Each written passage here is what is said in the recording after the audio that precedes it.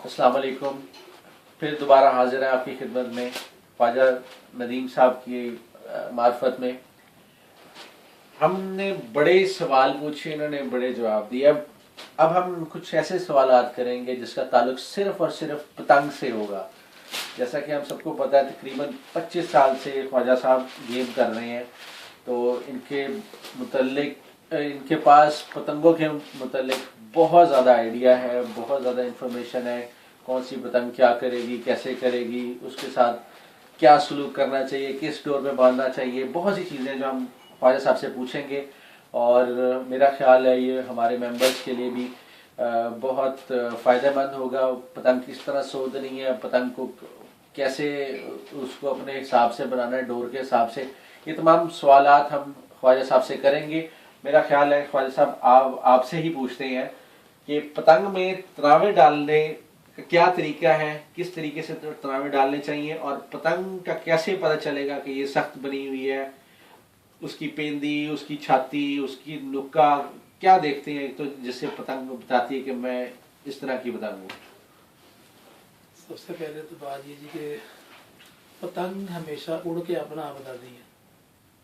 बनाने वाला जो उसको बनाता है वो अपनी तरफ से अपने पूरे फन का इस्तेमाल करता है, और जब ये हवा में जाती है और इसकी जो कमी बेशी होती है, जब समझते हैं ये कंधी खा रही है, राइट पे जा रही है, लेफ्ट पे जा रही है, तो इसको कंधी लगाने का जो तरीका है, ये जिस तरफ पतंग जाती है कंधी भी उस तरफ लगानी पड़ती है। ये नहीं कि आप दूसरी तरफ लगाएंगे, उस तरफ कंधी लगाएंगे तो पतंग सीधी हो जाएगी। और पतंग जो अच्छी बनाने वाले अच्छे मेकर हैं, वो जब पतंग की जो तीली बनाते हैं, उसे कहते हैं ये जो तीली जो है इसका तिनके जो इसको, वो इसको इस तरीके से एक उनके पास एक फर्मा बना होता है, उस फर्मे के साथ इसको मिलाते हैं और मिला के तो इसको तीली को रगड़ते हैं। जब वो इसके जो कुंदे हैं उनमें थोड़ी सी मलामियत पैदा करते हैं ताकि ये हवा भरे।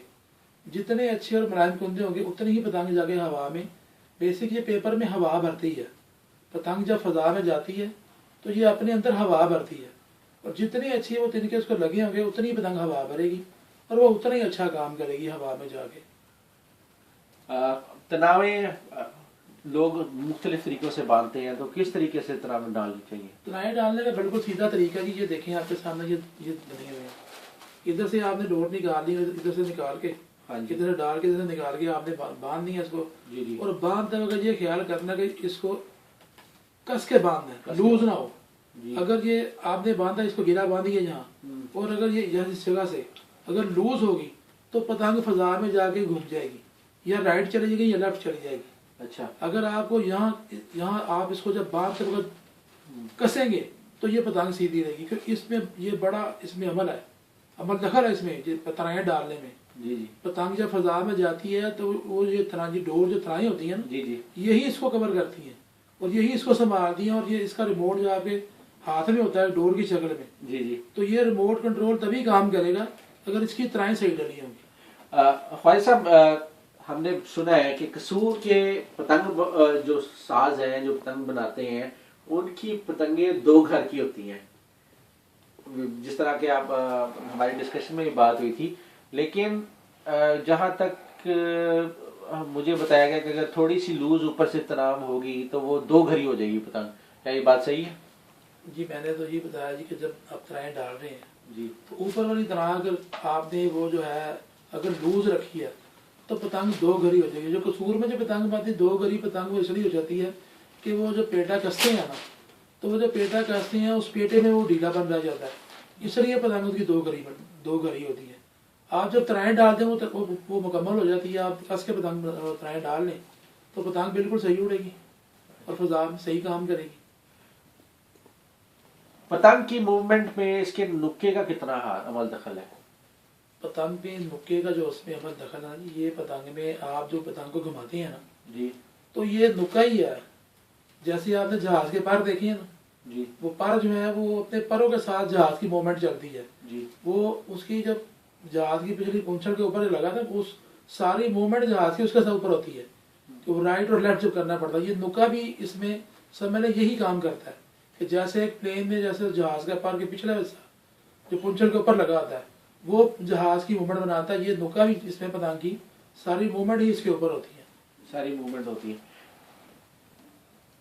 पतंग जब उड़ रही है, समझे पेच लग गया है, नुका फट जाता है, पतंग का जोर ही खत्म हो जाता है बाजुकात, और बाजुकात बहुत ज्यादा बढ़ जाता है, इसमें किस तरह वो काम करता है? पतंग का जब नुका फटता है ना, तो पतंग का जोर खत्म हो जाता है और पतंग की मूवमेंट खत्म हो जाती है। और जो जोर बढ़ता है वो जब पतंग की पैंदी फटे तो जोर बढ़ जाता है, क्योंकि वो सारा जो जोर है वो पेटे के ऊपर आ जाता है और वो उसमें ज्यादा हवा भर जाती है, इसलिए उसका वजन ज्यादा हो जाता है। नुके का जो अमल दखल है, मैंने बताया कि ये नुका जो है, ये पतंग की मूवमेंट सारी इस नुके के ऊपर है। अगर जब उसका नुका फट जाएगा तो ये पतंग की मूवमेंट खत्म हो जाएगी और इसका ये बेवजन हो जाएगी।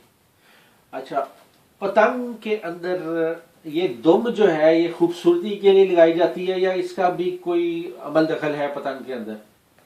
ये खूबसूरती के लिए भी है। जैसे कोई औरत श्रृंगार करती है तो ज़्यादा खूबसूरत लगती है, तो ये पतंग भी ऐसा ही है कि जब इसको पूंछें लगा देते हैं तो ये अपनी अपनी असल जो है वो सूरत में आ जाती है। उसके बगैर जो सजदी नहीं है। जैसे कोई औरत, मैंने बताया कि मेकअप के बगैर सजदी नहीं है। तो ये दुम कहीं और भी लगाई जा सकती थी, मतलब यहाँ बांधी जा सकती थी, यहाँ पे दुखे पे भी बांधी जाती थी, इसका नीचे बांधने का क्या ताल्लुक है? तो भाई ये तो यही है ना कि आप नाक की जगह कान लगा दें, कान की जगह नाक लगा दें, सजना तो नहीं था। हर चीज़ को उसकी जगह भी लगाया जा सकता है और इसकी जगह ही यही बनती है। अच्छा, मैंने भी ये सुना है कि काफ़ी लोग ये बताते हैं, मेरे उस्ताद और दादा उस्ताद भी बताते थे कि एक तो ये खूबसूरती के लिए, दूसरा ये थोड़ा सा वजन पतंग के अंदर, ताकि उसका बेहतर कंट्रोल हो सके। या जिस तरह के पुरानी पतंग हो जाती है तो उसके नीचे हम वजन लगाते हैं। वो ये होता है कि ये उसको कवर करती है कि जब मेहंदी जब बनती है, पतंग बनने के बाद कुछ अर्सा बाद इसकी जो तीली है वो अपना आप थोड़ा हल्की हो जाती है, तो इसकी मूवमेंट में ये काम आती है। पतंग जो मुंचल भी है ना, इसकी मूवमेंट के लिए काम आती है। वो नीचे वजन वजन बना होता है, तो वो अपने वजन के साथ भी पतंग को जो सहारा देती है पैंदी को, और ये पतंग की मूवमेंट में बड़ा काम देती है। मुंचल का भी अमल दखल है बहुत ज्यादा। अच्छा, अब मैंने सुना है कि बहुत से सवालात ऐसे हैं जो मैं फेस कर रहा हूँ, और हमारे काइट फ्लाइंग लवर्स एसोसिएशन के तमाम मेंबर और जितने भी पतंगे उड़ाने वाले नए नौजवान हैं जो जिनको पतंगबाजी का नहीं पता, उनको फेस करनी पड़ती है। पतंग की पेंदी का पतंग की मूवमेंट पे कितना असर होता है? पतंग की मैंने देखा है कि लोग पेंदी ऐसे चेक कर रहे होते हैं, पेंदी टाइट है या नरम है, उससे क्या फर्क पड़ता है? देखिए, जो पतंग की पैंदी है ना, देखिए आप ये चीज चेक कर रहे हैं, ये आप इस तरह इसको चेक कर रहे हैं, इसको चेक कर रहे हैं।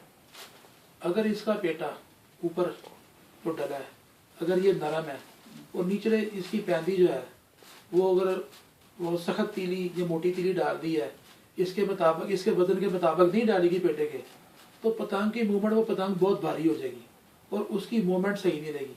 ये दोनों पेटे के, और इसको ये भी मैं बता दूं आज आपको कि पतंग का जो ये हिस्सा है जिसको पेटा कहते हैं, ये एक नर और एक मादा होता है। अच्छा, ये एक नर होता है और एक मादा होता है। अगर मादा ऊपर लग जाए, नर नीचे लग जाए, तो पतंग काम नहीं करती सही।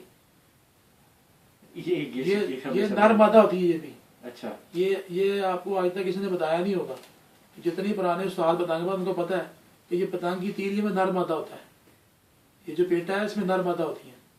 अच्छा, और पैंदी का जब मतलब बताया, ये पैंदी जो है पेटे के मुताबिक अगर पैंदी नहीं डालेंगे तो पतंग की मूवमेंट में बहुत फर्क पड़ जाता है, पतंग काम नहीं करती। एक छोटा सा सवाल और, अगर पतंग थोड़ी ढीली बनी हुई है, मीन्स कि उसकी मूवमेंट थोड़ी स्लो है, तो उसकी मूवमेंट हम तेज कर सकते हैं?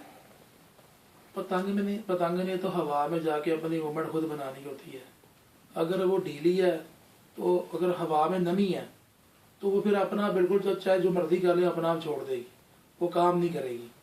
हाँ, अगर धूप ज़्यादा है, बहुत ज़्यादा धूप है और पतंग आपकी बनी हुई है और वो बड़ी टाइट पतंग बनी हुई है, उसमें पेपर जो है वो कस के लगा हुआ है, तो आपको चाहिए ये साइडें दोनों खोल लें, ये दोनों साइडें को खोल के इधर टेप लगा दें, थोड़ा गैप रख के। उससे ये होगा कि पतंग हवा भी सही भरेगी और फटेगी भी नहीं। आपने अक्सर देखा होगा पतंग फिजा में जगह फट जाती है, तो ये इधर से आप इसको मूवमेंट इसको बनाने के लिए ना इधर से जी जी ये दो कट नहीं, यहाँ जोड़ लगा था, ये देखें, जी ये आपको जोड़ नजर आ रहा होगा। यहाँ से आप कट देंगे ना, एक इधर से और एक इस तरफ से, दो कट देंगे तो इसको थोड़ा गैप रख के टेप लगा दें और ये पतंग फटेगी भी नहीं और हवा भी ज्यादा अच्छी बनेगी। अच्छा, एक पतंग है बहुत ज्यादा डंडल है, उसको हम उसके डंडे किस तरह कम करें? जो पतंग बहुत ज्यादा डंडल है वो उसको उसके डंड नहीं, जो बनाने वाला उसको डंडों के साथ में